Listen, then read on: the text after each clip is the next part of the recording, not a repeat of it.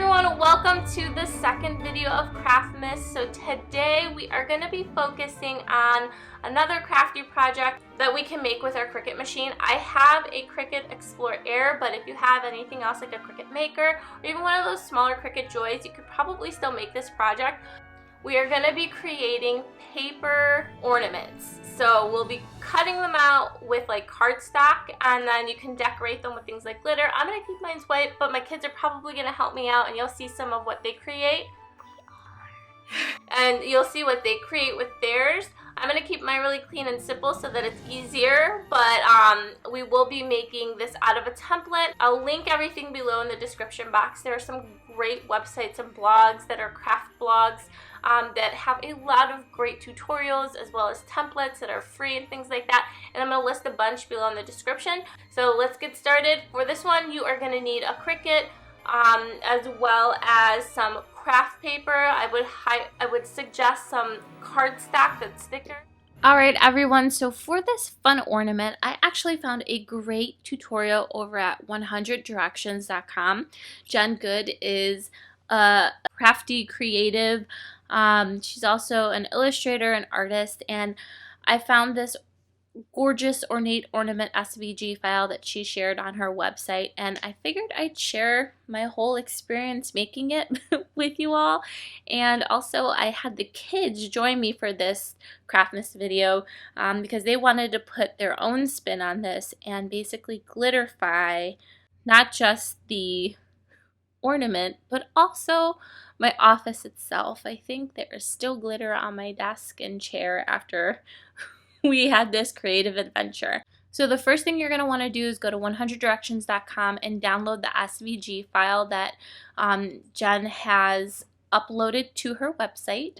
And then once you've downloaded it, we're going to launch Cricut Design Space. So I'm working on my iPad, and what I'm going to do is I'm going to upload this file, this SVG file, to Design Space. I'm going to select New Project, and then I'm going to select Upload, and then I'm going to navigate to where this file downloaded on my iPad. Typically, you can go to File System, Recents, and then you can select either Recents or Downloads. I'm going to go into Downloads, and it's right in here, and I'm going to click on it, and then I'm going to load it to Design Space. What you'll find is that there's multiple ornaments all grouped together and layered together in this very ornate SVG file. So what you'll want to do is drag your file. You'll see it's like this blue, gray, and light blue file. You can just drag it over to one side. And then what you'll want to do though is you're going to want to go to your layers panel in Cricut Design Space, and what you'll see is that there's multiple files all selected and grouped together. So you can click on the one file and select ungroup, or you can just go directly into your layers panel. And I'm just going to select the ornate looking ornament and delete the rest. And to make things a little easier as well, I'm just going to copy that one ornament.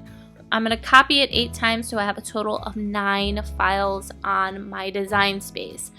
What I find is that they have not just the cut lines, but also some additional lines that allows you to score.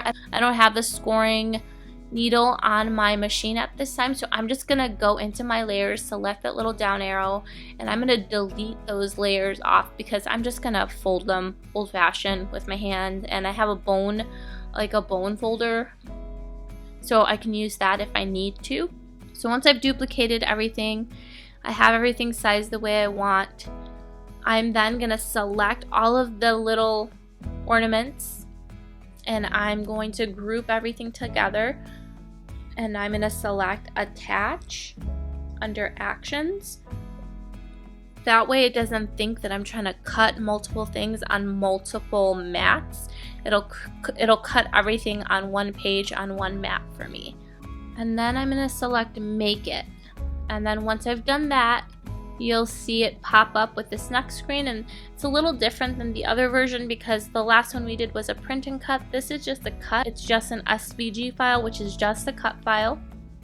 So you don't have to worry about anything with like stray pixels or anything like that. You should be able to see the placement on your mat here in blue So you just want to make sure that wherever you place your cardstock, it's going to be in the area that shows as being cut. So always just put it in that upper left-hand corner and line everything up. And then I'm going to load this into my Cricut machine. And then keep in mind, this is going to take a while to cut. These are very, very intricate cuts. I would highly suggest changing your pressure from the default to less, and then making sure you select your material as custom and selecting a lighter weight cardstock. All right, so once this is done cutting, and mind you, it's probably going to take like 15 minutes, then we have to pull everything off of our mat. So I suggest bending the mat so that you're not bending the paper, and then you can pull the elements off. My mat is getting pretty not sticky anymore, so it came off relatively easy. I didn't have to like pull too hard, and so I just pulled these off. And then the other thing that you're going to have to keep in mind is that there will likely be little bits and pieces of paper that you have to pull out. So I have some tools that I use from Cricut. One is like a little tweezer. The other is, I don't know what to call it. I call it the poker. This is what it helps me do. So I'm able to poke out little pieces of paper with this little tool.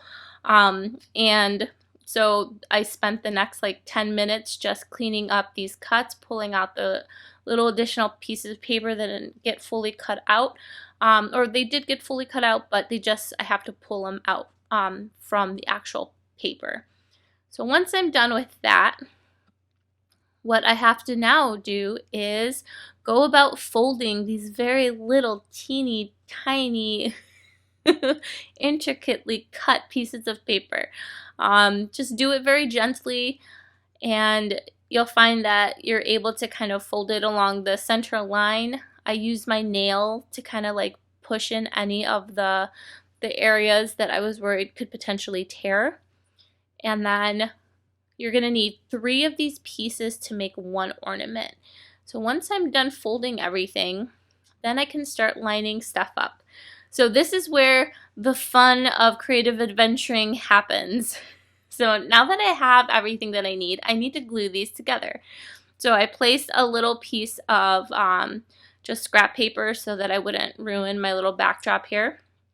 And I got this like spray adhesive from the dollar store, and it says it doesn't wrinkle, it's good, and it doesn't leave paper feeling wet. Well, that was a lie.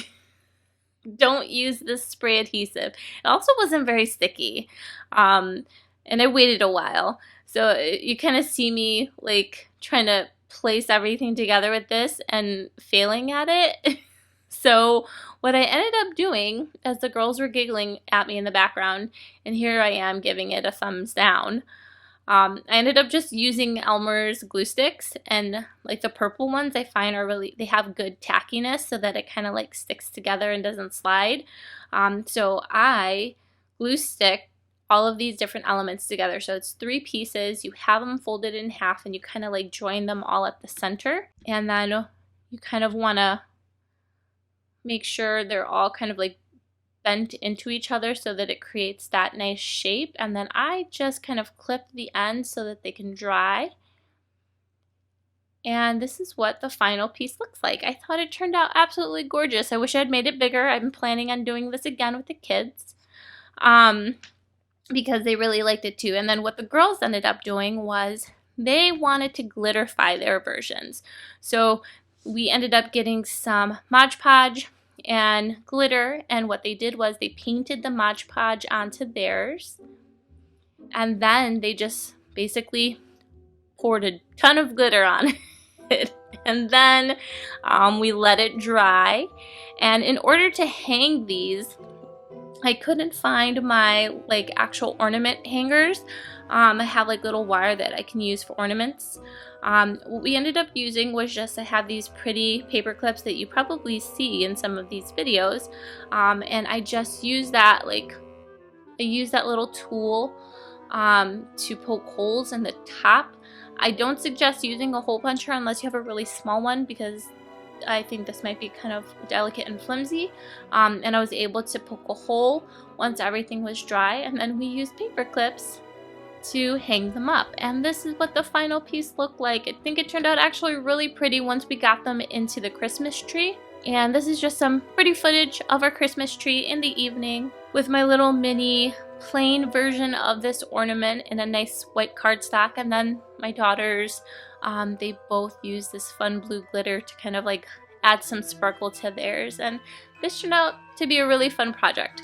And yeah, and that is the end of this video. I hope you found this latest Craftmas video helpful and fun. I will see you in the next one. Thank you so much for watching. Bye!